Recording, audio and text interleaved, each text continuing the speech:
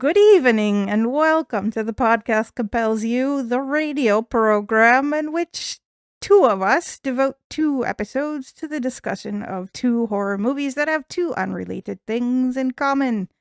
Then we release these 2 episodes every 2 Tuesdays. Those 2 things in common, we refer to those as a cursed category. And there is a convoluted fictional backstory to explain why we find ourselves in this predicament and how the movies get chosen. I am one of your 2 hosts, Stacie, and if you enjoy what we do here at the Podcast Compels You and it's not too much trouble, please punch in a 5-star rating right there on your podcast platform. It would mean the world to us. Your other, but not lesser of the 2 hosts, is Bill, who does most of the work. Baphomet bless him. How are you tonight, Bill? I'm doing well. How are you doing, Stacie? I'm doing excellent. You know, I'm going to ask you, what have you been watching? I'm just waiting for you to ask. So, I know you probably remember my anxiety about potentially missing out on Nosferatu in the theater because I was going to be in the middle of the woods. So, I'm excited to tell you, not only did I get to see it only a few days after its release date, in a real movie theater in a town called Kerrville, Texas. It was a nice experience for not being the Alamo Drafthouse. So, shout out to the Rio 10 Cinemas for a lovely experience in Kerrville, Texas. It was a clean, not sticky, reasonably comfortable theater. The audience was appropriately reverent and quiet, despite my prejudging them in advance. The employees were nice, and the concessions were absolutely fire sale prices. They were like 1980s going to the movies food prices. Sweet. So if you happen to visit the Kerrville, Texas area, please consider visiting the Rio 10 Cinemas. They are not sponsoring the show or compensating me for this plug in any way. This is from my heart. I mean, as far as they know, they didn't even recognize me. Kerrville, Texas is a really long way from Costa Rica, after all. Anyway, back to the important topic, which is Nosferatu. What can you even really say about a movie this big? I feel like nothing I say is going to matter. Or not very much. Or I shouldn't say very much. Everyone should absolutely see it. And it is a great silver screen movie with incredible everything. And all the good shit. All the good shit that they're saying, it's all true. Yeah. And I am not here to detract in any way from those things. In fact, Robert Eggers, I think, has now redeemed himself to me for the Northman business, as far as I'm concerned. Robert, I forgive you. I know you'll be very happy to hear this. The Northman is water under a frozen Icelandic bridge with a Bjork soundtrack. So anyway, back to Nosferatu. Highly recommend. Of course. That said, can I just say, first of all, Count Orlok talks so absurdly slowly, you won't believe your ears. Have you seen this yet? No, not yet. I'm looking forward to it, though. Okay, well, I want you to think back to these words when the first time this character talks in the movie. Okay. All I could think of were all the non-exempt Hollywood employees on set, the grips, the electricians, the sound technicians, camera assistants, who else? Production assistants, not to mention all the extras. And oh my God, there were so many fucking extras, an entire Victorian city full of extras. It was very much a maximalist picture. But these people all get paid by the hour. I feel like half the budget must have gone to just Count Orlok's dialogue, even though he doesn't have that many lines. And personally, I did get a little impatient with the Count, which I know it's probably a me thing and not very nice of me, and no one else will have this problem. Anyway, secondly, I have to preface this with I am not a smut shamer whatsoever, but holy shit, this movie is all about sex. There is so much Victorian writhing throughout the entire thing. I'm like, oh my God, can you all just come already? Disclaimer, there's absolutely nothing wrong with this kind of content. If it makes people happy, I'm happy. I think what I really mean is if it makes people want to go see more horror movies, I'm like super happy. Please keep making the horror movies. I just don't personally seek out arousing content in that way in movies or books for that matter, like the same way I don't seek out romance in fiction or, whether it's on screen or written down on the page. So what it is I want to say, because it's not a criticism, I just think I want like other people to know if they're like me and they don't enjoy sex and romance plot lines, which is not a prevailing sentiment these days because like romance and dark romance and even horror romance, like they are becoming just more and more popular. But that's okay. Like I want everyone to get the media that they like. And if that's what it takes to get a giant movie like this made, I'm all for it. But like, if you are like me, you're not alone. That's all I'm trying to say. As long as like the fear is a greater driving force in the movie than like the sex and romance, I'm fine with it. Like Twilight movies, for example. Those were just not the best era in cinematic history, and I just would like us all to keep that in mind before we get too carried away with these vampires. I mean, I immediately think of like 50 Shades of Grey, which I think same author, right? Wasn't that or it's fanfic based on? Oh yeah, that was yeah. It was. Don't get me started.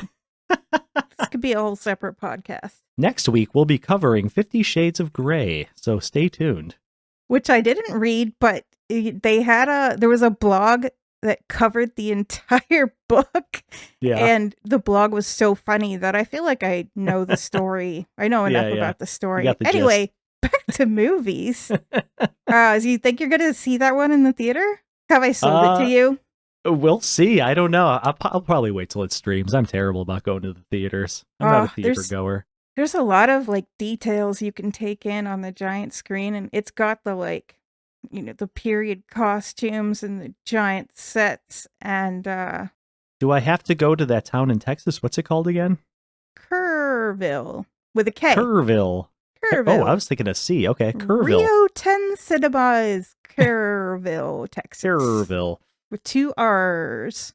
Nice. No, you don't have to go there. What? Go to the Alamo Draft House. You have one in Chicago. You probably have something even better. I can't believe I said that. Oh my gosh. I just think of it as a civilized place, like it's gotta be. Yeah. Gotta be better than what I got. All right, I did do a streaming view. Oh, cool. And it was kind of like I was really getting down to the bottom of my like movies to watch list like over the holidays. And so I watched Bagman. Do you remember me mentioning this movie a long time ago? Yes, I do. It was on my radar just because I watched a preview and they showed the entire monster's face, which I thought was just hilarious. This was a Lionsgate movie, so it's going to be an absolute horror smash hit. Yeah, of course. Yeah. Just kidding. This is a very, very silly movie in which an Irish folklore-ish there's even an Irish like grandpa in the movie, and he sounds very Irish. Nice. And it takes place in the US. That tells you anything. Okay. So it's an Irish folklore-ish figure in the United States. Oh, weird. Who has been hiding out. I don't know why. There's no explanation. But has wanted to abduct this guy like since the guy was a kid. Now he's grown up. Now the monster is after his cute little kid. Really super cute kid. That's the best thing I can say about this movie. But okay, like I'm only gonna say a couple things. Before there's any real evidence that anyone is even after the kid, it's like the guy just has a feeling something is off. There's like a dozen police officers on the case. Like the detective never once says, a supernatural monster is after your kid. You think you might need to talk to someone? Like never happens. They're keeping watch on his place like 24 hours a day with straight faces. Like, in what universe do police do this? I mean, in my experience, no. Like, they won't even come out. Are you kidding me? But on the other hand, who does all the gaslighting in this movie? The therapist.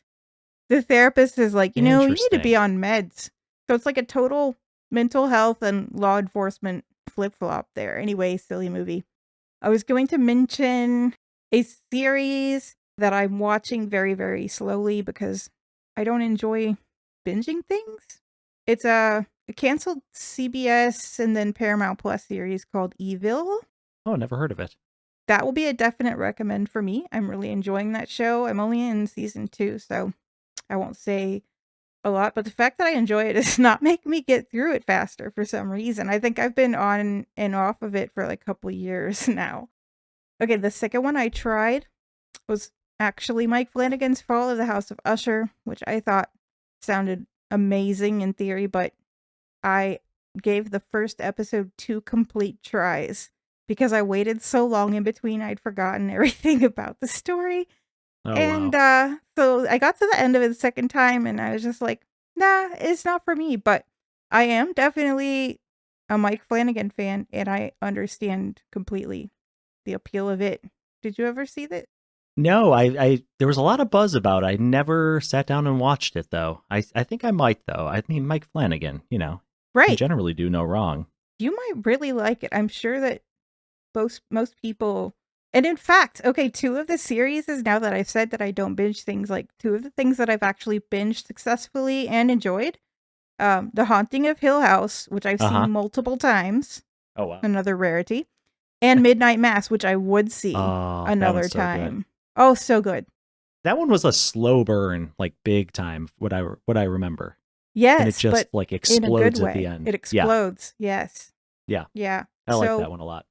I'm gonna say recommend on the Fall of the House of Usher just because I'm sure it's absolutely idiosyncratic to my person that it wasn't for me, but perhaps just at this time in my life, who knows? I've also watched a couple of minutes of the first episode of the Chucky series, which is on Shudder, and I am definitely Oh, coming back to that one.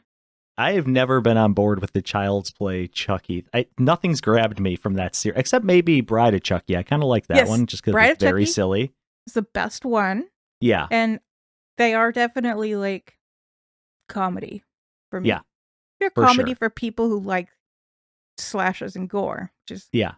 kind of a niche.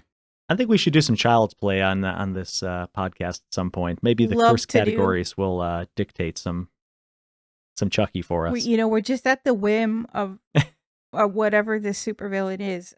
We don't make these decisions. I No. know. If it were up to us.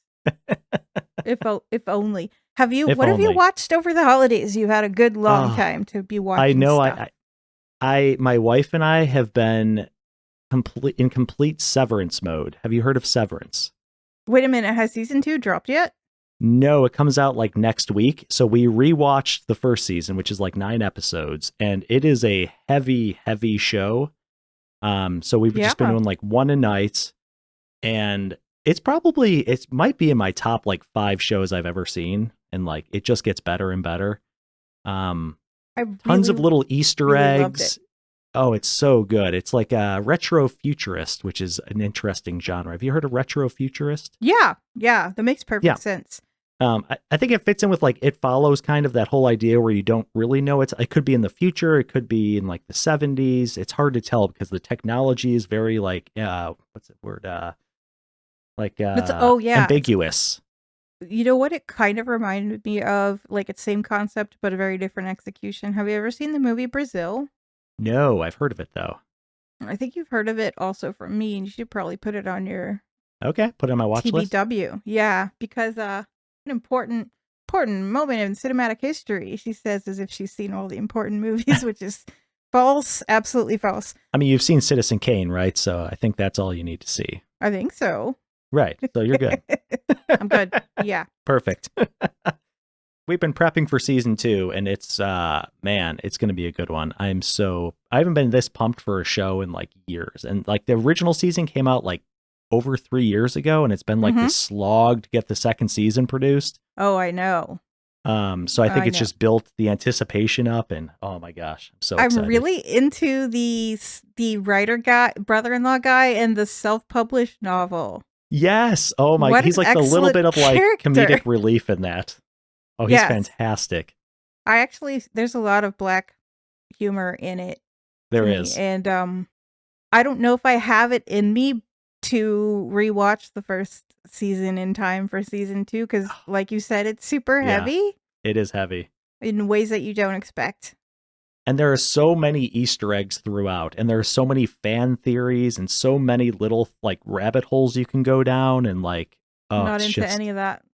oh, So I I love have it. no idea. But that's what I've been consumed with, though. I've not been watching all that much. I think the holidays just kind of consumed me, unfortunately. But that is great. I'm You going know to do what? better.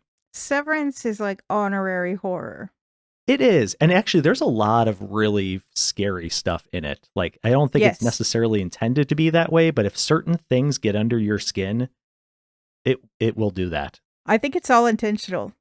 You think? But I agree with you. Yeah. It's I mean, first of all, like huge existential themes. Yes. It's about that. Yes. That's what gets me too. Consciousness? What is a person? Uh-huh. And also, yeah, it's like it's filmed in a very like I don't know, like a super sensitive way, like with this sound and like garish lighting and yeah. So it definitely hits some phobias, I'm sure, for. And it's interesting because Ben Stiller directs most of the episodes, which is kind of amazing. I didn't know he was that kind of director that did like science fiction-y, creepy type of things. I mean, he's known for comedy, of course, but I mean, you aren't something until one day you are. Ooh. Mind blown. Wisdom from the podcast compels you. Please smash that 5-star button. Thank you. Yes, please do. Well, I guess that takes us to tonight's film. Shall I introduce the categories? Shall you? Yes, you shall. All right, I shall. We're going to keep things very formal tonight, very fancy. So tonight, our first categories for this series are Alone and In a Haunted House. Tonight, we'll be discussing 2022's found footage comedy horror film Deadstream. Deadstream was written and directed by husband and wife Joseph and Vanessa Winter. It primarily stars Joseph Winter as the main character Shawn, with an appearance by Melanie Stone as Chrissy, not Christy. Joseph wrote a segment for VHS 99 called To Hell and Back, in which both him and Melanie Stone appeared in. Did you ever see VHS 99? I've seen a smattering of VHS titles. Yeah, I know. That's honestly, that's how I think of that too. I think I've seen the first two that came out. I haven't seen any of the other ones since, but I don't know. I think I've also definitely seen the first two, and then I'm not sure. Yeah. Deadstream was released directly to Shudder after premiering at South by Southwest. So, brief synopsis, Shawn is a live streamer known for filming outlandish pranks. After one of his pranks goes too far, his channel gets demonetized and he is effectively canceled. Determined to fix his tarnished reputation and bring back sponsors, he embarks on an overnight stay at Death Manor, a notoriously haunted house. Per his rules, he must stay the whole night and investigate anything strange that he hears. Will Shawn come across any creatures, human or otherwise? Or will it just be another lonely night in a dilapidated house? We'll find out. Stacie, had you seen Deadstream prior to this? Yes. I slept on this one, I guess, because I didn't know it existed until a few months ago. My BFF brought it to my attention. So I did see it a few months ago for the first time. And I believe that you had not seen it before, had you? No, but this one, a lot of podcasts I listened to spoke very favorably about this. So it's been on my list. It's been kind of towards the bottom of my list, but I'm glad we were assigned this as a curse category, and this fell within those curse categories. So because I had not seen it, I will give my 3 things I expected to see. Excellent. Yeah, I don't know how well I did here. Some of these you can maybe massage a little bit, but number 1, a camera malfunctions. Okay, some technology kind of malfunctions. Yeah, we'll go with that. The main character's partner threatens to leave him. Nah, didn't get that one. Wait, you were not clued in by the all alone in haunted house theme? Well, but there could have been like a subplot, you know. There could be like not necessarily that like his partner is in the movie. Yeah. Like, I don't know. Yeah, you're right. Backstory, B story. Yeah, backstory, something. Anyway, a little bit of exposition. And then my third one, a person is murdered on live stream and the viewers debate if it's real or not. There's a little bit of this type of thing in this movie, I would say. Sure. But sure. Yeah, why not? Overall, I don't think I knocked this one out of the park, sadly enough. But anyway, those were my 3 things. I thought I would do a little something special for content warnings for this one. Like, mainly because, like I was telling you when we should not have been talking before we started recording, like every single plot point in this movie that provides anything that's warning worthy. I found another tongue twister for myself. Warning worthy subject matter. All of that shit. Each thing is like absolutely an astonishing gem of movie making. And I don't think like we should equate content warnings necessarily to cinematic victory. And I certainly may not be able to say or do this for every movie. But sometimes content warnings really kind of call out to be celebrated. And I think this film gives us that kind of occasion. So without further ado, here is a little song I wrote for the content warnings of Deadstream 2022.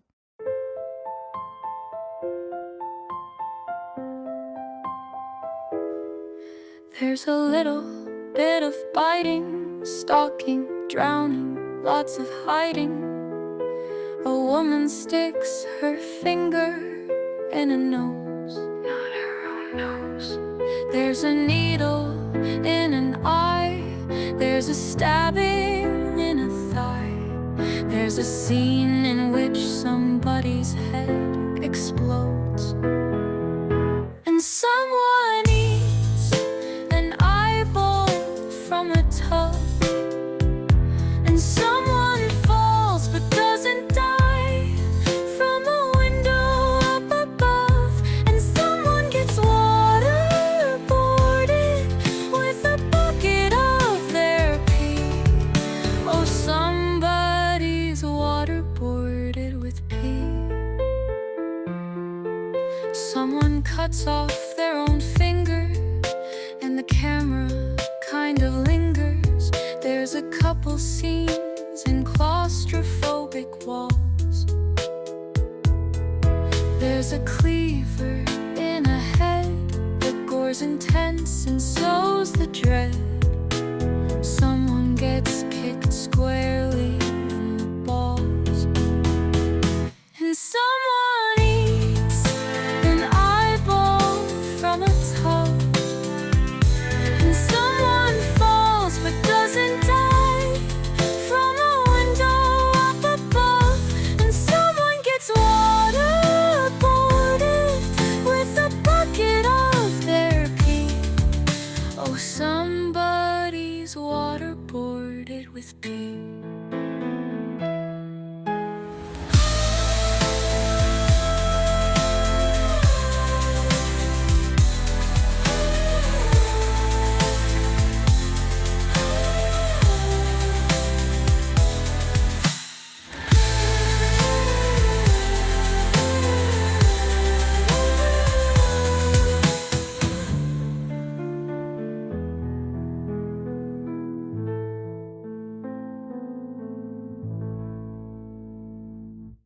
Over to you, Bill, for Dark Fact of the Day. Dark Fact.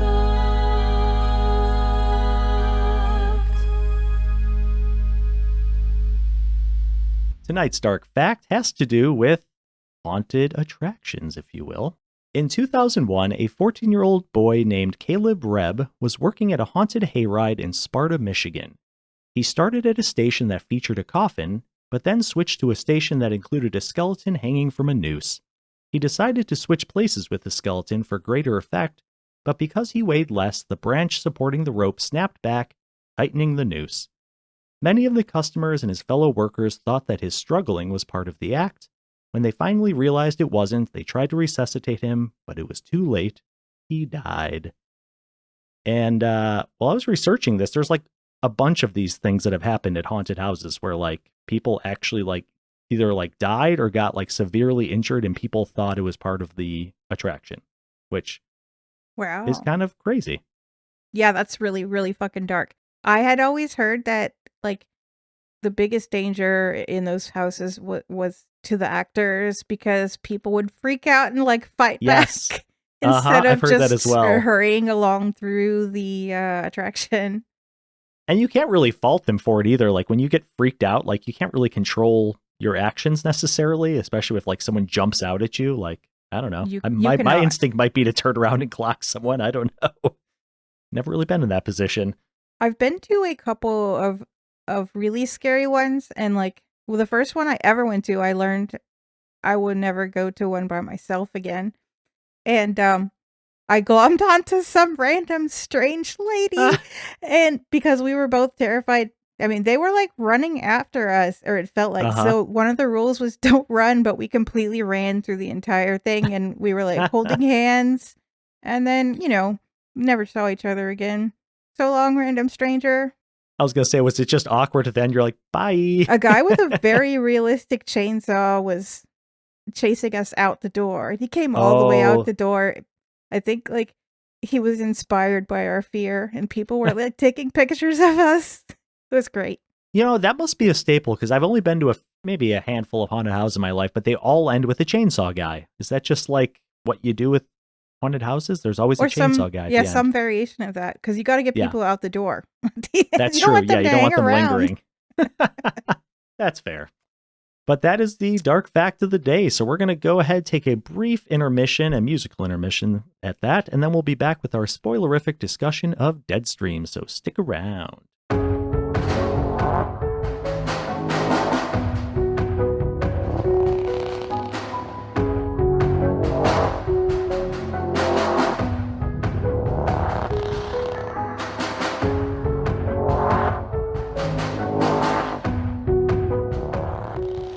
Welcome back to the show. We are now going to get into our spoilerific plot discussion of Deadstream. So I'm going to hand it back over to Stacie.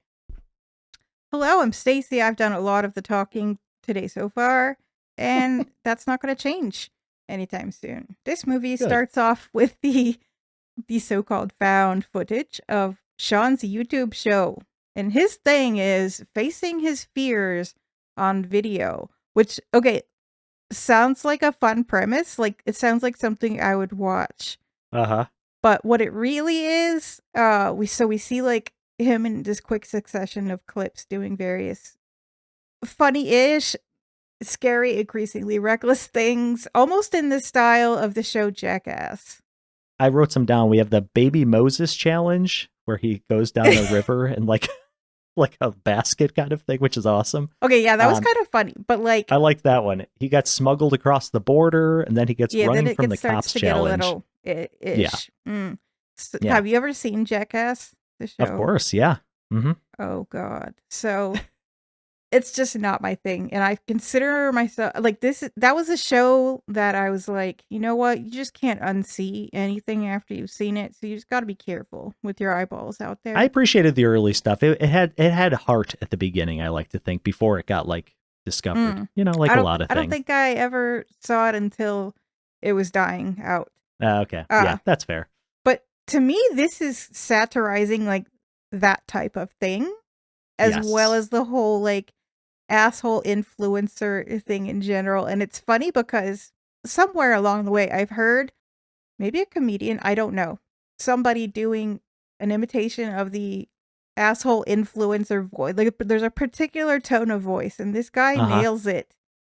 This is Shawn. Shawn is the amalgam of all the annoying men on the internet, and his show is called The Wrath of Shawn.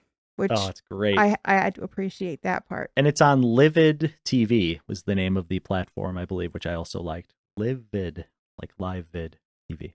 Yes. I guess he's originally on YouTube. And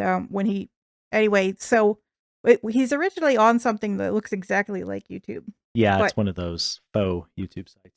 Yeah. So we get to a montage very quickly of headlines about Shawn's fall into disgrace, which I love that we never know the details of exactly. I was going to ask you about that, because they drop some hints later, but they still don't. I think it's something about an unhoused person or something, and then there's like racism involved. That's part of it, but we don't like the whole. Yeah, it's great. Yeah, so dude, that's good. Shawn is canceled, if you will, for a tasteless stunt.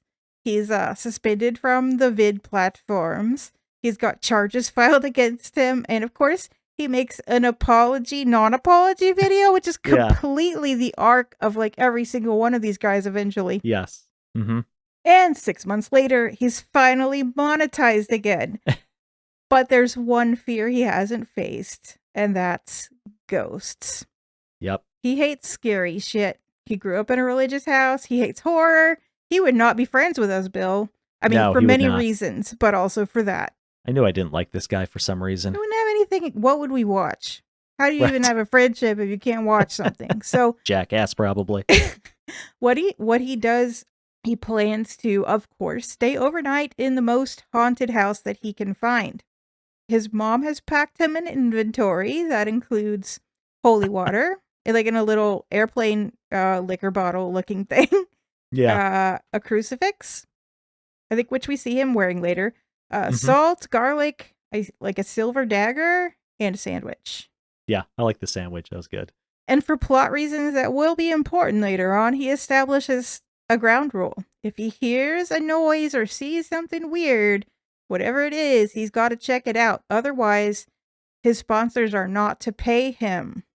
We then get a title card that says, "A beloved internet personality disappeared in this house in Utah, blah, blah, blah, while broadcasting live. And a year later, this footage was found." And I'm like, all these found footage, like they gotta set things up artificially somehow, you know. But then this is the best gag. The camera zooms out and it was a t-shirt that looked like a title card.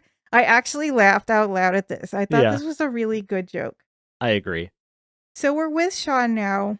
He's live streaming and he's also selling the shirts in his merch store. And I was like, can I really buy? I bet I could buy one of these. I bet they exist now.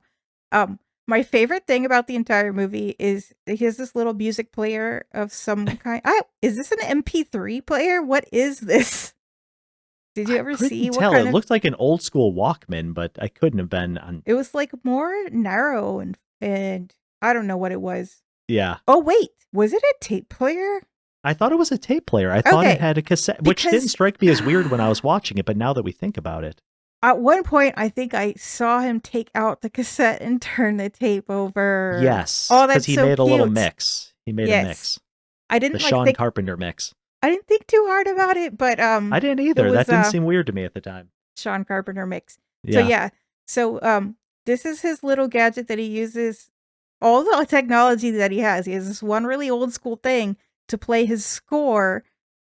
For that he got together for this live stream. It's a playlist, and he says it's available on iTunes. Did we check? Is it actually available on iTunes in real life? That would be a really nice tie-in. I also envy the cool bracelet that he has that like flicks back and forth between his selfie cam and his POV cam. Does this exist? It must exist. This was the Livid TV bracelet. He said it was the platform bracelet. Yeah. But and it switched between POV and his other camera, yeah. So it's a made-up, device for the movie, but I'm sure this technology exists. It's got to. Then he proceeds to take the spark plugs out of his car and toss them into the woods. And I'm like, oh, this is going to cut back. Yep. That'd be great. He then says he's done a lot of stupid things, but he's never been alone doing them. I thought this might be a theme. Interesting. I don't know if it is really. I mean, sure, it's interesting. I don't know if it's really a theme. So he talks a little bit about the history of the house. So this is where we get our expedition dump, but he does it in his live streamy way. So it's like, it seems totally natural. So the house was built by some guy for his outcast poet daughter in the late 1800s, and her name was Mildred Pratt. And then I hear it referred to as the Pratt House. I didn't know the name of it was Death Manor. Where did they say Death Manor?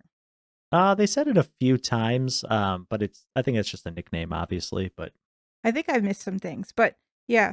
Supposedly, Mildred Pratt is the spirit that haunts the house, and we'll find out really quickly whether that's true or not. So he demonstrates he's got his motion activated, infrared cameras. He's got some cameras outside. He pries his way into the house with a crowbar. It's a very funny scene when he's entering this house because he's bragging about how he's been lifting. He's so fit now because of his time being banned from the 6 months, to take care of himself. Good thing I've been lifting. Being banned from the internet has given me time to work on myself.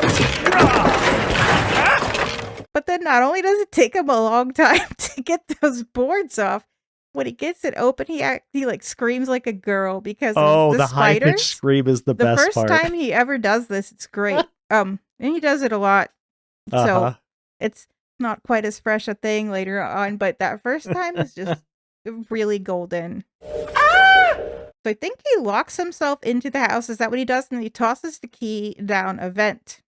Yes. So he keeps talking about these things he's doing to protect himself from himself, like throwing out the spark plug so he can't. Right. This doesn't sound like protection to me, Bill. It sounds like the opposite of protection.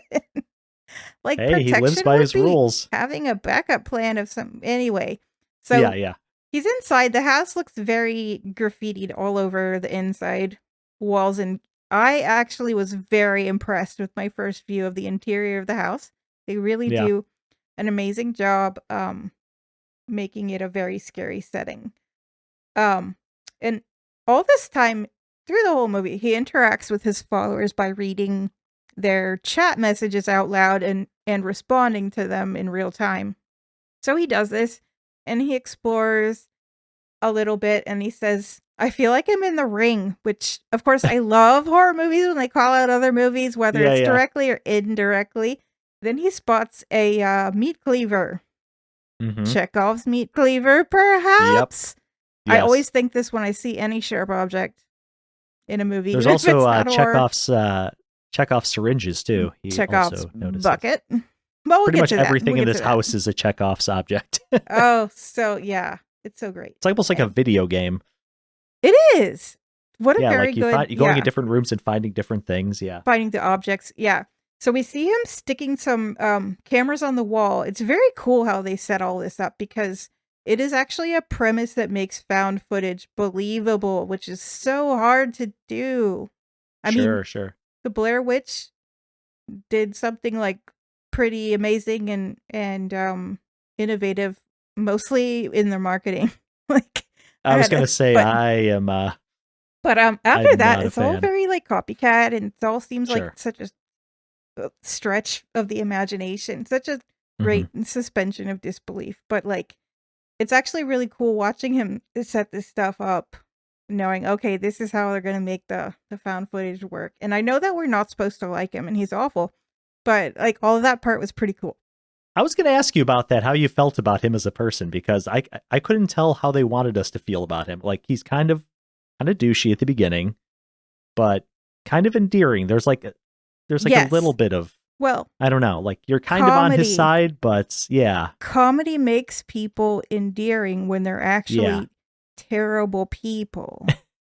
Which is the thing that happens in the real world. Oh, we're also introduced to his trusty duct tape. Right, yes. Forgot to mention, he's duct taping Which I love the duct tape. These cameras to the wall, and he says something out loud about how handy the duct tape is. Yep. It's a lot more folksy than that, but like it's great that he calls it out because we need that later. Absolutely. He reads from these sources that he's got on his devices, like the research that he's done ahead of time, and so sources report seeing a tall man in the primary bedroom. A guy named Max lived there and wrote that he would see a tall man whispering, "The pond water is still." And then that guy died a year later. The guy that wrote that. So in the north corner of that room, a team of paranormal investigators had taken a picture. So we see Shawn in the room, and he holds up the tablet with the picture, and then he looks at the plays, and holds up the tablet with the picture. And I think you can kind of see a ghosty thing in the picture. Yeah. Yeah. I like that little scene, how he did that. Yeah, that was fun. And so like they were standing right where Shawn was standing was the point. And we call that ghosty the corner man. The corner man, yes. That's what it's called in the movie. And right then there is a thump upstairs. And at this point I figured they were going to be very judicious with the house creepy noises, which they were not, and it's fucking hilarious. Like they're just there's so much noise in this house, it's wild. Right. The thing that makes it the funniest is that his own rules, he has to investigate every noise. And he is such a wimp about it every time. Oh, he's the biggest baby. It's amazing.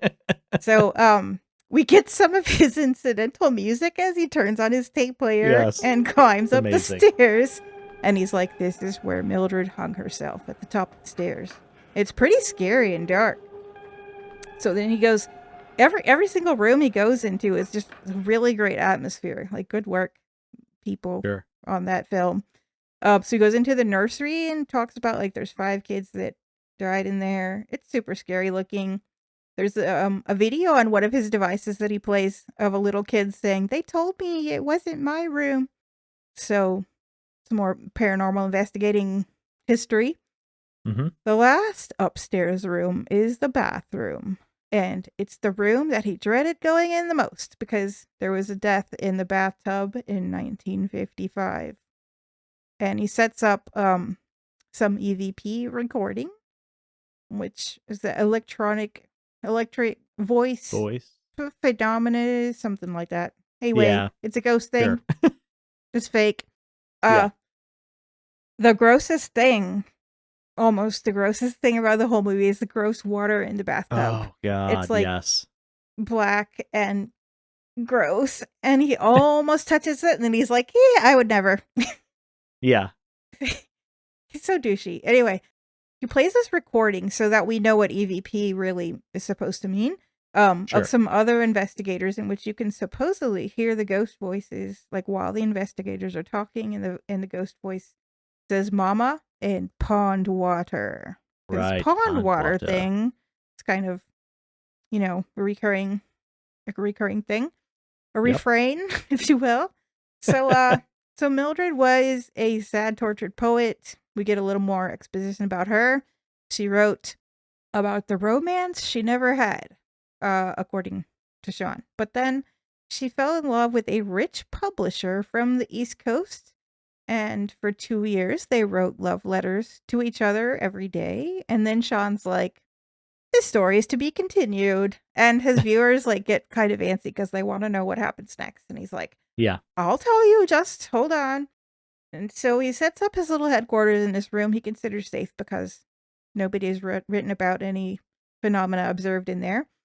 And in that room, he finds a kind of sigil-like character on wood, carved or burned into the wood in the closet, and totally freaks out about it. Out of all the scary things, this is something that scares you. I don't know why. So Chekhov sigil, maybe? I don't know. We'll find out. Because I just say that for nothing, Sure. regularly. His viewers are kind of taunting him to provoke the ghosts. Yeah. So he demonstrates this thing that he's created, which is called the Wheel of Stupid Things to Do. And it looks like a twister wheel. Yes. The choices on it, I don't remember all of them, but there's seance, EVP, and there's do nothing, and there's some other things. So he spins. There's a Ouija board type of thing. Oh yeah, spirit board. Yeah, spirit that's board. One of them. There you go. Yep. So he spins and he gets seance. So he continues telling viewers the saga of Lars, that is the rich publisher, and Mildred. Lars asks Mildred to marry him and move to Boston, which would greatly improve her circumstances. I guess she's lonely and freezing to death in Utah. So 2 days before she was supposed to move, I think, he dies. So she then hangs herself. Ever since then, it has been said that anyone who dies on the property is still there because Mildred is collecting souls, of course, to have the family she could never have in life because she's a woman and that must be what she most greatly desired. Just gonna let that marinate. But not too long. Okay, so Shawn looks under a bed and he finds some creepy stuff. A creepy clown doll. And actually I think he uses that to do a little summoning for his seance. And immediately right away we hear some creaking. There's a really loud thump, and then he goes running and screaming like a baby again. Every time. And then he does this thing where he pretends to be possessed, on camera close up for a few seconds, where he rolls his eyes back on his head and kind of fake convulses. And I think that's just very nice foreshadowing. That's well, all then I'm he's gonna also say. like, I should be an actor. I should really do some acting, which is kind of funny. He thinks so highly of himself. Yeah, And then, he does. And then, listeners, he pees in a bucket Oh, while I love on this scene. selfie cam. And if you feel like for any reason you should be punished for this, don't worry, it's coming. So, okay, guys, while he pees, he also hums. And the thing that he hums is also Sprach Zarathustra, which is Oh, was it? the most famous music from 2001: A Space Odyssey, starring the terrible boyfriend from Black Christmas, which we covered on the show a few episodes back. And I did not catch that song. I didn't realize he was humming that. That's good. So there you go. It's your 6 degrees if the podcast compels you. Awesome. This movie doesn't waste any time. So Shawn pulls up some footage of the time and the place that the big dump happened. Before that, while he's peeing, you see the comments and everything. So people are taking pictures, screenshots of his various cameras, and he has his eyes closed. Okay. And so they're like, there's something in the hallway, and he's not paying any attention because he's... I'm going to need you to pitch in on that because my vision deficiency is such that I did not realize the comments were something that you could actually read. So now I feel like I've missed an entire dimension of this movie. Oh, that was my favorite part of this movie, honestly. Because I'll just say the comments in general are like what you would expect. It's like the perfect encompassment of the internet in that some are trying to be really helpful. A lot of them are just being assholes or like horny bastards. Like it's just like what you'd see on like a Reddit thread, all in like scrolling comments. I wonder like if you actually use the accessibility settings and you use the like visual description for the vision impaired, if you could actually hear somebody reading all the comments, because unless they're I find hilarious. a way to blow it up really big, I'm not going to be able to read them. But a bunch of the viewers took like screenshots of his various cameras, which he wasn't looking at because he was peeing with his eyes closed. And then after he's done, then he looks and he's like, what are you guys talking about? There's nothing out there. And then he decides to go and actually like check it out with his own like footage that he has. Like he finds the timestamps from those screenshots. Does everybody pee with their eyes closed? No, I think he was just really into humming that song that you had mentioned. So I think he was just kind of getting into it. Makes sense. All right, so please do pitch in when there are comments that are instrumental to the plot. I will do so. That Shawn doesn't read out loud. So, so then that makes perfect sense why he pulls up the footage of this particular time when his viewers are telling him there's something. And he sees a ghost on the camera. It almost looks like a Casper the Friendly Ghost kind of ghost. Like it's white and translucent, very traditional looking. It's what you'd think of a ghost. Right. If only that's all we were going to face tonight. Yeah. If only. Shawn is now terrified of this, what looks to us like a fairly benign entity. And he's hiding under the covers. Like hiding under the covers, like almost full, like crying snot face Blair Witch. Under his own rules, though, he has to go to that exact spot to investigate. So he has to do it, but he is super scared. And he hears more noises, like all over, like somebody running and like creaking. So he's running and screaming, and he tries to block the door because, like, he's at his limit of super scared already, and the movie's just barely starting. And then someone opens the door. And it's a person. It's a wild fan. She's like, can I stay? And he's like, no, but also please don't leave. He's very conflicted. And then he also like, this is also funny because he starts looking at all the comments. They're like, she should stay. She should stay. And he's like, you know what? Engagement is really high with you here. So yes, you should stay. So all of his decisions are like for the channel. Yeah. He's just I think he even does a poll at one point where it's like, yes or no, should she stay? Oh, yeah, I think he does that right now because she's like, I want to help with ghost hunting. And he's like, I'm getting all the ghosts myself. I don't need you. I love this character, by the way. She's fantastic. This actress is good. Yeah. She's like such a welcome addition to this movie at this point where I'm like, oh, this is breath great. of fresh air. Yes. I was like re-engaged. But he's ready to like peace out. And he's like, I'm going to leave all my cameras there. And she's like, why? And he's like, you can't pay me enough to stay here. And then she's like, really? But what about all of your record number of views that's happening right here? And he's like, what? Yeah. And then, so he gets pretty excited about that. But he wants her to go. And then that's when he makes the poll. So Stay wins out clearly. And then Chrissy gets her own GoPro. Yay. Yes. Yep. POV cam is what they call it. Sure. So together they creep around the house, and of course it's like thundering. It's literally a dark and stormy night. It's just lovely. And they go downstairs, and Chrissy hides for the first time and plays a little prank and jumps out, and Shawn's like, okay, new rule, we don't split up. So they investigate what seems to be a closet, and they actually find some stairs that go down really creepy, narrow, twisty stairs, which I always like would to see. love this. You love it. This would be so cool to find in real life. Oh my god. Would you go down there? Absolutely. It's right up there with like secret passageways, like in the Clue house, you know? Would you go down there alone? Oh, absolutely. This stuff doesn't scare me. Would you go down there with Chrissy? I don't know. She has kind of crazy eyes. I noticed that about her.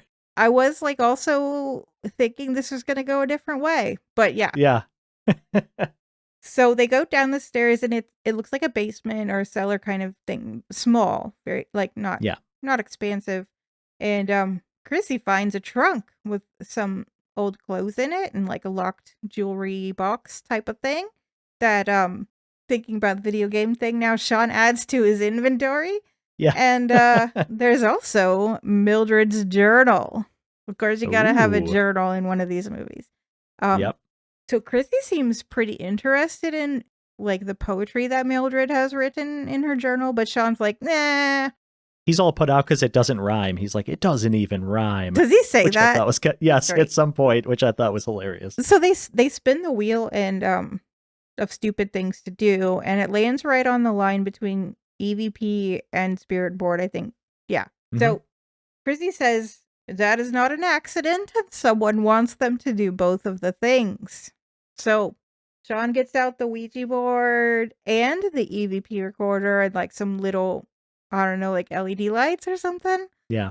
And Chrissy's like, Shawn, you got to read Mildred's poems out loud. And he's like, nah. And he does this like generic kind of summoning thing that he has planned. And he asks if any of the spirits present were killed by Mildred. For like the only moment ever, the house makes no sound at all. And then Chrissy is like, Shawn, I know something that always works. Oh boy. So she says some Latin stuff and tells him to repeat it. And he does. And then there is a loud, very loud thud immediately. And the motion sensors pick up something in the bathroom. And Chrissy is like, you have to check out the thing in the bathroom. Your rules. And he's like, oh my God, the worst place in the house. Yeah. So his followers are teasing him also that Chrissy is braver than him. And he gets defensive, and he says a really funny thing. He's like, she just wants to get out of our board game because she's clearly losing. And I thought that was a very funny take on the Ouija board, which actually is considered a board game. Right. Yes. Shawn convinces Chrissy that she should go investigate by herself. And he tries to watch this happen on the cameras, I think. But then like there's a sound, and it's the Ouija board planchette. And it has moved all by itself, I think. Yep.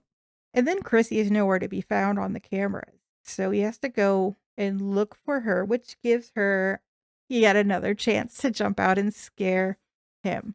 Now he's really super pissed off at her. And he's like, you seem to know your way around. I think you got to this house before I did, and you're a crazy stalker. How did you get in? Uh-oh.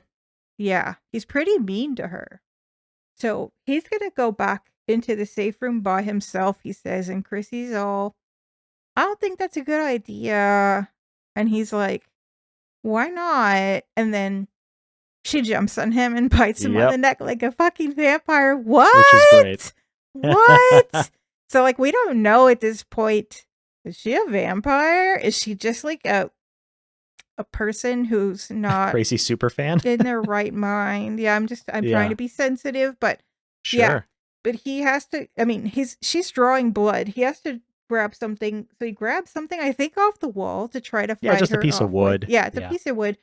And basically stakes her in the neck and lays her out.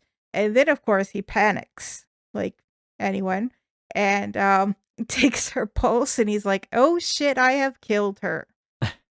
He's super panicked. He goes back to his laptop, and he's like, hey, everybody, I killed someone. Call the cops. Oh, my God. Yeah, the jig's up. This is where I'm at. He actually, exposes his location and all that. Yeah, and he starts crying. He goes again to look at her body, and guess what? Guess what? What? She's gone. Is it gone? Oh, my gosh. He's like, Chrissy, where you at? I'll leave a first aid kit right here. Yeah, I like the first aid kit thing. Like, I'm just going to leave that right here. That seems super realistic. Like, what would you do? Right, because he's not like a murderer. So he's not like, what do? You may have just killed someone. I think he's like, make it right. Please don't be dead. But he's also terrified. Yeah. So, of course, there's some scary noise and some dust is falling from the ceiling, like something is happening upstairs. And he freaks out, and there's this really great creaking sound effect that I can still hear. It's kind of haunting. What the hell was that? Shh, what is that?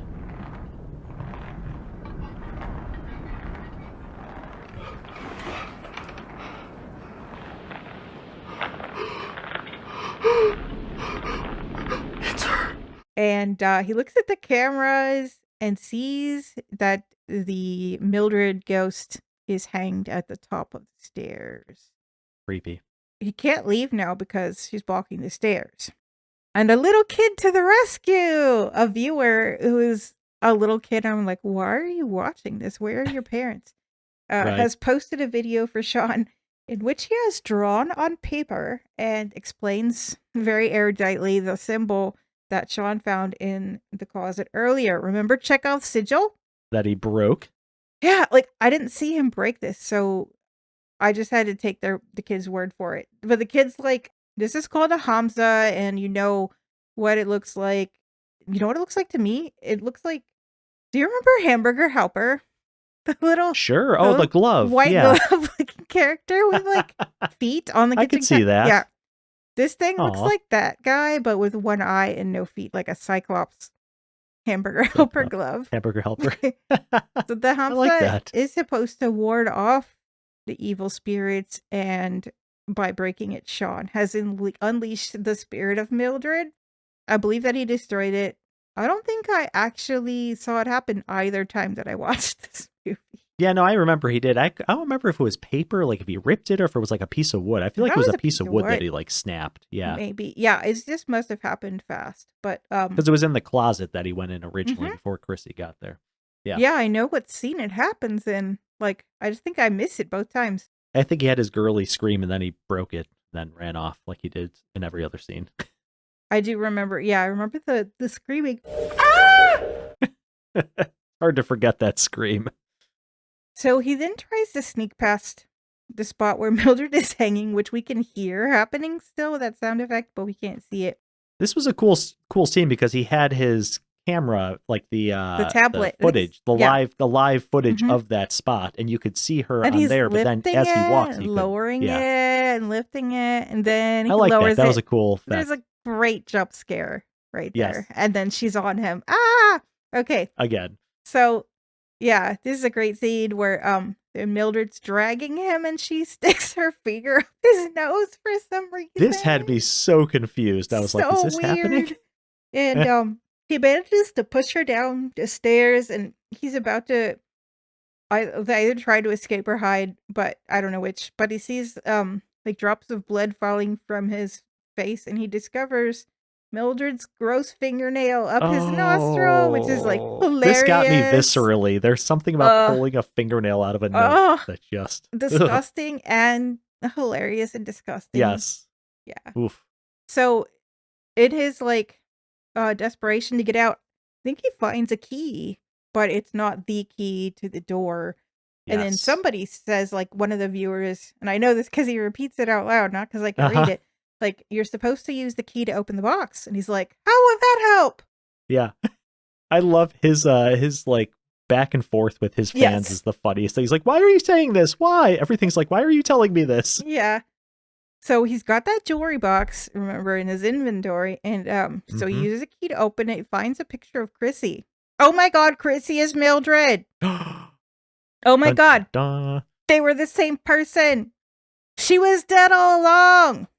Oh my gosh. I feel like this is a good time to tell you all. I have a Substack, and it's called I've Been Dead All Along, about horror movies and books and me writing horror. And you all should subscribe. Stacie Harrington, that's Stacie, Harrington, HERRINGTON.substack.com. Back to the movie. Shawn contemplates jumping out the window when he hears another like very scary sound downstairs. So he runs back upstairs and he's got a rope, but he is scared by a little kid ghost that like jumps out of the bed at him. Weird. Yeah. Like scurries across the bed. Uh-huh. Ugh. So he is ready to give up at this point. He's like, the ghosts are never going to let me leave. I'll just wait for the cops. So I guess he's hoping that his helpful viewers have called the cops for him. Have they said that in a comment? I don't remember if there was any talk about whether they did or not. Well, there is certainly another helpful viewer that sends him a video at this moment. And she's a Latin professor, and she has some bad news. She's like, I have translated the Latin that Chrissy / Mildred got him to repeat over the spirit board. And apparently what it says is, I give you my soul and forfeit my will. And the professor's kid is also there, who's like a great... This is my favorite. Great kid actor. And she's like, yeah, Mildred is probably going to get you to lose your mind and kill yourself, but don't die, Shawn. Like, and the mom's like, shh, stop saying that or whatever. Like, hilarious. Shawn then says like a bunch of funny things in a row. Here it is that I think we are not meant to have context on, and that's why they're funnier. Like, I didn't do anything wrong. I apologized because I had to. I lost everything. My parents got death threats. I was acquitted, by the way. No one ever mentions that. I never said I was a role model. I'm sick of apologizing for being myself. I regret apologizing, and that's the only thing I regret.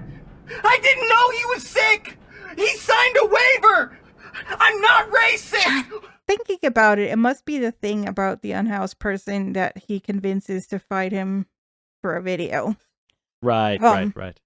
Yeah, but the story is never put all together in any one place. So I felt at this point when I was watching that this was like Shawn's rock bottom. This is like his dark night of the soul. This feels like a pivotal moment. And then perfect timing, Mildred appears, bites him in the balls, and then we see him flying from a second-story window. What a strange scene. All of a sudden, she's just like between his legs, and you're like, what? She just like starts munching, and then it's the strangest scene. It's, you know what? It works. And then seeing him fly is so slapsticky out the window. It reminds me of like Billy punching Santa in Silent Night. Yes. And he just the guy flies out of the chair so like there's exaggerated. An arc. Yeah. I love it. It's very funny. Anyway, people falling out of windows, hilarious. Okay. Absolutely. His leg is terribly wounded after this, and you can see it all. And he's like, you know, where are the cops? Because he still has his tablet after falling out the window, and it still works. Yeah, which is amazing. He tries to give himself like some basic first aid based on viewer comments, and he's a big baby about it. Like, very funny. And then he is spurred to hurry up by, I think, some like scary growling noises, but you don't see anything yet. And then he runs on his busted leg toward the car, and he realizes he doesn't have the spark plugs, so he desperately looks for them and finds them right away in the woods. That's pretty amazing. I don't know how you'd find them that quickly. Why waste time, though? You know, like, I guess, we don't want to see him doing that. No. So after he picks them up, though, he hears like some kind of laughing in the woods, maybe. And then he is attacked and bowled over by something that we don't really see. Is that accurate? We see the creature eventually. Yes. It's a weird looking thing. Oh, maybe not yet. Yeah. Oh, this is a different thing. Yes. Oh, yeah. So he's on his back, and that's when the Sam Elliott looking cop with the amazing mustache arrives. Great mustache. And we're like, help has arrived. Thank you. Right. And he tries to give Shawn a hand. And then Shawn's like, hey, where's your car, man? And, as he's interrogated, the cop gets all demony. And nothing unusual about that. They don't like to be interrogated. But he says he's been watching Shawn all night. And you really shouldn't hurt people, Shawn. And he's getting more and more like demon voiced as he's saying these things. And so Shawn fights the guy off like a good fight. Apparently ghosts in this universe are susceptible to being kicked in the balls. Yes. And it looks like this guy is temporarily down at least. Shawn gets into his car and does this amazing thing where he rigs up a camera with duct tape and a Slim Jim. Is that a Slim Jim like type beef? It is. It's product? The first thing you see when he gets in the car. You're like, yep, he's going to use that Slim Jim. You know how I know that? It's like the old commercials are still in my head. Why can I not delete that shit? Never do a Slim Jim. I think it was like Macho Man Randy Savage. It was one of the wrestlers that was the guy. I think you're right. Those were great. I used to love those when I was a kid. I mean, they're weird to look back at now, but it was. I've always leaned vegetarian, so not my thing. But okay, that sort of adds to the sense of horror for me. Yes. He's like sticking this meat stick out the window so that he can look around. And I think he either sees that the demon cop is not where he left him, or he's getting up. And then we hear the demony like growling again. And so it's right then that Shawn gets yet a third helpful video from a very helpful viewer. And this one is my favorite. She is a little old white-haired lady with a crocheted blanket behind her, which is such a nice detail because like for people our age, these are what the little old lady accessories are. You know what I mean? Of course. She's actually the viewer's grandmother. She's not a viewer herself. So the viewer who is off screen puts her on, and she says she was a nanny at the Pratt house when she was 15, child labor situation. And she was there, and there was a vengeful spirit named Mildred, but fortunately she created a charm that would hold Mildred off. Yay! Granny has saved the day! That's so great. Except the viewer reminds Granny that Shawn has destroyed the thing. And she's like, oh shit, he's gonna die. Yeah, it's funny it's funny when old people swear. Yeah. Anyway, Shawn's like, tell me how to fix it right now. He's got her on like 2 times speed, 3 times speed, trying to get through this video. She sounds like she's taking hits off a helium balloon. It's amazing. And he's like flipping back and forth between the 2 screens of like his beef jerky cam and Mildred. Which is hilarious. It's so relatable to like using modern devices. Anyway, Mildred is still continuing to help Shawn as the demon cop is advancing towards the car on his knees, which is strangely terrifying. Sure. Even though it's like he's hobbled in some sense, but it's somehow worse. I don't know. Even though it's slower. So Mildred's like, Granny's like, yeah, Mildred sold her soul to the devil, so you have to make your charm like extra powerful through a sacrifice of the flesh. And there's a great thunderous sound at that point, which I think is the demon jumping on top of the car. Is that what happens? I think so, yes, because at that point, yep. This is also one of my favorite moments in the movie, where Shawn desperately seeks a weapon among his possessions. And he's rifling through his stuff in the back. He's got what you would expect, like a Jackass show type guy would have in the back of his car. He has a potato gun. It's a fucking really high-powered potato gun. And so he takes a potato gun and a little spray of WD-40, which is a really nice touch. And some kind of bobblehead doll, or else it's like some kind of figure that I don't recognize. It's his own bobblehead. Oh, like that's part amazing. Of his merchandise. Oh my God. Thank you. Yes. So, this makes it even funnier.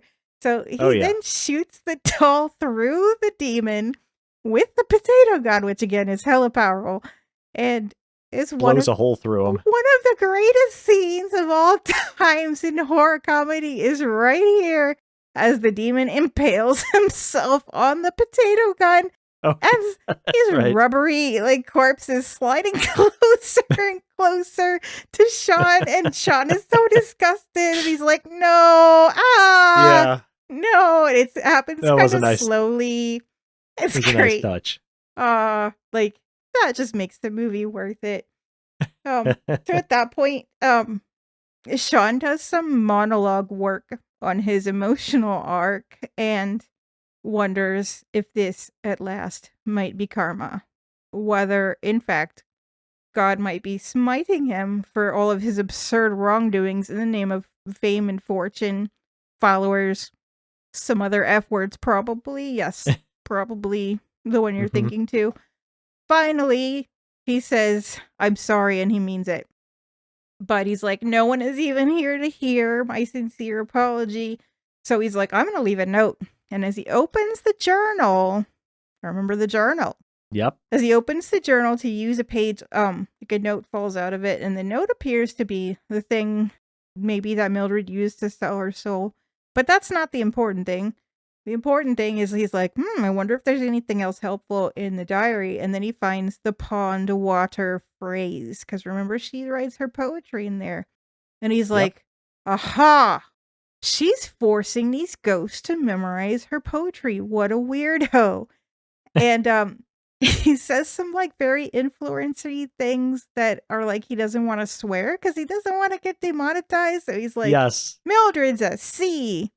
And I'm just like, I don't like that word, but using the initial is hilarious. Okay. It is. I mean, maybe not if I'm actually on the internet and being called that, but he's also like, hey, Mildred is just like me. She wants an audience.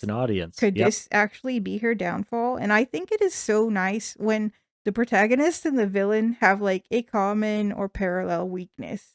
It feels just very tight storytelling to me. Don't you think? Yeah.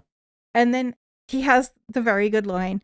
She's not creating a family. She's creating a following. Uh-huh.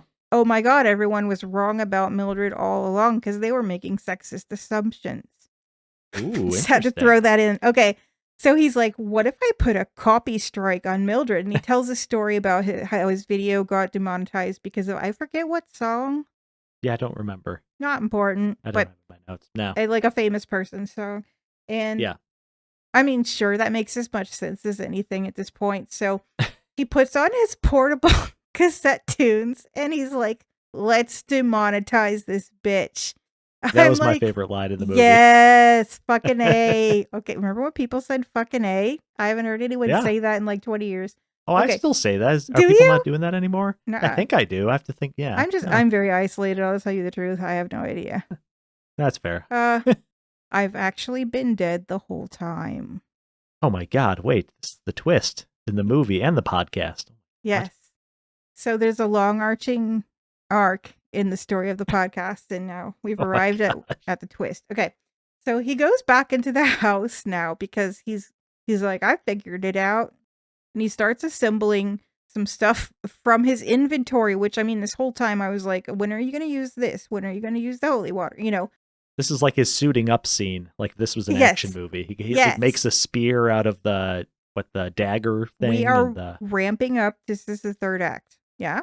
So he fills a syringe with holy water. I like that. He does. The garlic is involved somehow. I'm not sure.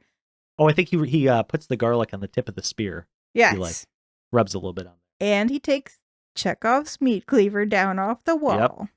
Uh-huh. And then he calls Mildred. There's also a nice touch. He adds, because throughout the movie, he's adding new cameras, and he names each one. So he adds one called the spear cam, which I appreciate. So even at this point in the evening, he's still he puts a GoPro on the tip of his spear. The things that are not spoken or subtitled that I'm missing. So he goes back upstairs to the spot where she was hanged, which I think is a fair guess. If I were him, I would do the same thing. And there's a piece of rope there, which is funny, but she is not there. And he's pushing at the rope to see. Anyway, he finds his laptop and he's like, oh my God, I'm still streaming. And the viewers have translated something. What did the viewers translate? Now I realize I need to ask you because probably something I can't see. It was the Hamza. I think there was like there were words around the Hamza, I think. So they've done that. They're trying to help him, to give him a hand, if you will. Yes. The hamburger helper hand. The hamburger helper. Yeah. So this is an important moment because he sincerely thanks his followers now that he realizes he has a way to apologize and have somebody listen. But he's apologizing for real this time. For realsies. I think that's what he said. He apologizes to this whole hilarious lineup of people. And then he goes and says a very cluelessly racist thing that I'm making the decision to repeat here because I'm quoting the movie. That he is dedicating this episode to, quote, the blacks and the Mexicans. Which just, I mean, does that cancel out his apology? He's just like, he's so ignorant and clueless. Right. Clueless is a good word. Yes. Yeah. So he tries reading Mildred's poetry as he roams around the house, and he finds a ghost boy sitting on the bed with his back to him. And I think like this is going to be a really interesting twist. Like, who is this kid? And so he tries to approach, but the boy turns out to be a hideous demon creature. And he turns around. It's really cool. Like totally unexpected, ghoulish little scene. Shawn then finds the corner man, and I love that the corner man instantly disarms Shawn and takes his spear away. Yes. And turns it on him and stabs him with it. I'm like, I'm so happy that your weapon did not work out for you as you did planned, not go well at all. Because that's always funny. Very funny. Yes. So Shawn is then back in the safe room with the door locked. And he tries to bargain with Mildred. She tries to bargain with him because she wants to get in and he wants to negotiate his position out. Then the lights go out. And Mildred says, Shawn, I want you to meet someone. And when the lights go back up, we see Shawn's face and he is possessed, which we can tell by his like cataract looking cloudy eyes. And he's in the bathtub full of the nasty water. Yeah, that's bad. Full of the nasty water. I just want you all to appreciate. Then here's what I'm calling the iconic scene of the movie in which Shawn eats an eyeball. An eyeball. Can I say the word? Eyeball. Eyeball. Okay, that's it. The Texas hick is coming out now. Shawn eats an eyeball out of the disgusting water, which is one of the most disgusting things I've ever seen in a movie. Yeah. And then, like, the demon comes out and he grapples with the demon. Then he sticks the syringe with the holy water into the demon's eye. And while Shawn is then taking his verbal victory lap, the demon's head explodes all over him and totally ruins his moment that he's having. It's very funny. And then he's like, I'm going to kill her again. Which is only funny because she's a ghost, okay? Yes. So he goes after Mildred and he uses the cameras to locate where she is and kind of like feels his way. And then they have a struggle in the hallway during which Mildred smashes his head repeatedly on the wall while saying something like, don't forget to smash that like button, Shawn, which is also just another favorite line from the movie. Oh, that's a good one. Yes. And then he meat cleavers her head, which holds her off temporarily as he crawls off down the hall. I like that he actually attached a GoPro to her head before he left. That was a pretty smart move. Well, so he could like track. Did he do that then? Or I thought it was just because Chrissy had it the whole time. You remember Chrissy? No, had he a actually Chrissy attached cam? it to her. Yeah, no, he actually attached a GoPro to her Oh head. God, so, that's like, so keep track of her. smart. Yeah. Didn't even notice that. Nice twist. So we see her come too because of that rig. And she also now has his music player and pushes play on the scary music herself. Which is just great. The villain is doing it now. But he manages to overcome her and he ties her up with the duct tape and duct tapes her mouth and tries to do an invocation on her in order to steal all the souls that she has collected. But she prevails. And not only does she stick her finger up his nose again, which, sure, in case we missed it the first time. I was hoping they were going to explain why this happens at all, but it's just like a weird thing. It's so weird. Very it's weird. like somebody's weird phobia, I think. They're just like, let's exploit this. But remember when he peed in the bucket? Oh no, we're getting to this part. Yes. Yes. So I want everyone to remember as he peed in the bucket so smugly, with his eyes closed, humming the music. Here is Chekhov's piss bucket, and oh my god, she waterboards him with the bucket of his own pee. Definitely something I've never seen in a movie Never before. seen before. So creative. It's so horrible. Very creative. Very much so. But lest you think, it's not over. Nope. He smashes her with a cinder block. So he got the upper hand for a moment. He tries his best to get away. There's a bunch of like unclear, to me, Blair Witch type struggling jiggly footage with Shawn panting and whining and Mildred's making like gurgly demon throat sounds. Shawn is certain that he's dying. He says goodnight to the internet. And then he finds the severed finger again. He's like, what is it with her and fingers? So finally, I'm facepalming myself. He remembers the sacrifice of the flesh that the granny told him was going to be fucking necessary. Hello.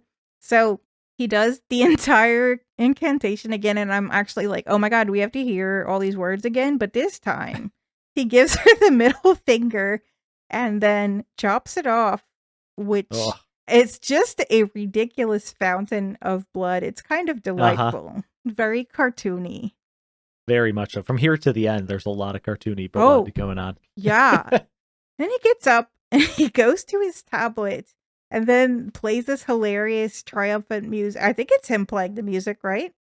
He plays Shawn's outro song. Is that the one you're talking about? It's like, it's just very like victorious sounding. And he's like, we did it, internet. I'm like pumping my fists. We did it. We beat this house. And he says some other stuff. And one of the best lines, which is, suck it, Huffington Post. Which just seems so I didn't catch that one. Randomly specific. Like, that is very specific. It's funny. Very funny. So Shawn is very pleased with himself. But of course, in that moment, all of the demony ghouls of the house circle in on Shawn. And the last thing we see is that the connection is lost. The end. What do you think about that ending, Bill? I liked it. I was kind of hoping there'd be some weird, bizarre twist where like this whole thing was like a prank on him or something. And it was whoever he ended up screwing over in the video that got him demonetized was going to be like a revenge thing. That would make me so mad if it didn't turn out to be supernatural. See, I like a good weird twist, but no, it was a fine ending. They brought the blood. It gave me like kind of Evil Dead vibes where she gets dragged into the floor and there's just like gallons and gallons of blood. I appreciated that. What'd you think of the ending? I think generally it was a good ending from storytelling point of view. Absolutely. The very last shot of all the creatures walking in together, for some reason, it was a little bit of a bummer to me. Like when you see them all together and you see them all, they look very silly. They look very like more absurd than scary. Yes. So for me, it was kind of almost like a behind the scenes. Here are all the yes. It was just a bridge too far. Like a curtain call. Everybody come out. Curtain call. Like this was otherwise, I think, a really smart, satirically funny movie with like a really good, like really sharp dialogue. But yeah, the very last scene did not do it for me. But I would absolutely not hesitate to smash the like button. Sure. Does Shawn die, you think? Oh, does he die? Absolutely, yeah. I mean, that has to be the completion of his arc. That it's just that kind of movie. Yeah, I agree. Also, remember the shirt with the title card that said he was lost, and so he had to die. He had to fulfill the prophecy of the T-shirt in the merch store. Right. Mm-hmm. Oh, that's a good point. I didn't think of that. Yeah, that's why I'm like, really good storytelling. Could we just redo that last scene somehow? Make it something more mysterious and dark. Something. Yeah. I think they were just going for humor, most likely. I am dying again the second time because I've been dead the whole time to know how you rate this movie. Oh man, I might surprise you maybe, perhaps. So I will say right out of the gate, I am not a big fan of found footage movies and generally not the biggest fan of horror comedies. They walk a really it's like a tightrope walk with horror comedies for me. A very high tightrope with no safety net. Yes. Exactly. It's very tricky to pull them off. So, and I do have exceptions to both of those things. I found footage movies that I kind of like. I found horror comedies I kind of like, but generally they're not my wheelhouse. With that being said, I appreciate how ambitious these filmmakers were, Joseph and Vanessa Winter. I mean, this seems like they put a lot into this movie, and I don't know what the budget was, but I'm guessing it wasn't high, but they got a lot out of the budget. I forget, but it was lower than I expected from what the product that we got. Yeah, and the special effects were fantastic. Like the gore was really good. I was impressed by that. The creatures looked a little silly to me, honestly, most of the way through. And maybe, again, that's the hard thing with horror comedies. Like, are they supposed to look goofy? Are they, like... Yeah. It gets a little muddy for me. And Shawn, I like him as a main character. Again, you kind of hate him. You kind of feel for him later. You kind of, he's got tons of great dialogue throughout the movie. And it's hard to basically carry a film. So, like, hats off to that actor for being able to, like, carry an entire movie, basically. And then I loved Chrissy. She's fantastic. Like, her introduction just, like, totally boosted the movie for me. And then, like, the comment section throughout, it was hilarious watching Shawn's reaction to those and, like, almost really getting, nice in, like, arguments with them. But then they're kind of, like, half of them are trying to help him, and then half of them are just trying to, like, insult him. Which is the whole realistic, thing. Right? The internet. It is, absolutely. It's totally what the internet is in a nutshell. But overall, I mean, the horror elements weren't scary enough. I'm not a big haunted house guy. Like, I don't believe in ghosts. So, like, that's a hard thing for me to, like, get on board with. Yeah. So I will say the comedy elements landed more than the horror elements for me. Some good comedy. Overall, I'm gonna give it 2.5 screams. Oh my god, this might be. Well, I won't say it yet. Oh no, go ahead. Okay. But by all means, so what's your rating? Go for it. I do love haunted house movies so much. It's my favorite thing. And I don't believe in ghosts, which it's kind of a dangerous thing because in the like horror writing world community, there's a fair amount of people who take that stuff very seriously and do believe in the supernatural ghosts and fairies and so many things. To me, it's just fiction, it's fantasy, but it's just a wonderful framework for storytelling. And to me, this was like a wonderful horror viewing experience. And I think it nails that balance on the very high tightrope between the scares and the laughs most of the time for me. It's certainly like a love letter to found footage. And it's got, like I mentioned, an incredibly like tight setup at the outset that made the found footage like work for me. And I think like at its core, it's got like the heart of a very classic scary movie, but also like the soul of like Sam Raimi's Evil Dead 2 in there. And the people that made it like love horror for real, and they know the genre like inside and out. It's a totally unhinged trail mix of like DIY energy and satire and like genuine spookiness in both like atmosphere and scares. The character of Shawn Ruddy is an absolute fucking train wreck. Not only is an anti-hero that we love to hate like a wonderful asset to horror comedy in particular, but like what makes this movie really great for me is how his insufferable like desperate antics are also like a pretty witty critique of this whole influencer culture that we have now. Like, remember that we're living in a time where something like 80% of kids want to be influencers when they grow up. And that's terrible. Blah, blah, blah. I'm old. But anyway, great practical effects. The creature designs I felt like were supposed to be kind of comic book or cartoon-like. And it worked for me throughout the whole movie, except for the very last scene. I felt like it leans into its budgetary limitations, and the scares are legit. So you laugh, you get tense for the scares, you die a little inside thinking about the influencer life. What else do you really need? Anyhow, it's a 4.5 from me. Wow, awesome. On a scale of 5 screams. So if you're trying to do the math at home, that is a 3.5 on our scale of a perfect score of 5 screams. Let's see where that puts it. Yeah, give us some data points.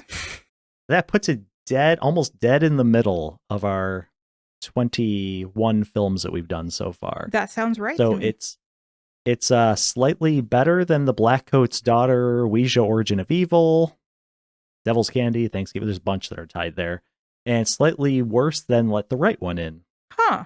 So like just the mix of us, I think that sounds right. Yeah, I think it balances. So I was looking back at some of the ones, like I gave The Bay 2, so I'm like, I've got to give this one at least 2.5. The Bay was good. So call. that's where I like going back and actually like kind of rating against what I've rated other things. So I'm like, this is definitely better than that. Can we go back and re-rate? That's probably wrong, right? That's not how the game is played. No, I want to do that actually. I think we should do and this maybe a sidebar. I think we should do an episode where we go back and adjust, re-rate one or two movies. Yes, because there's a couple in here that I would re-rate. I think not like drastically, but I don't know. We should do that for an episode at some point. Yeah, we could do that, or we could release a hit single, or that. You want to take us home? Take us out. All right. So that wraps up the first film in this new series, All Alone in a Haunted House. Next episode, we'll be discussing 2023's I Will Never Leave You Alone. In the meantime, please give our show a rating and review on your preferred platform and share it with a friend or many friends. And until next time, stay spooky. See ya.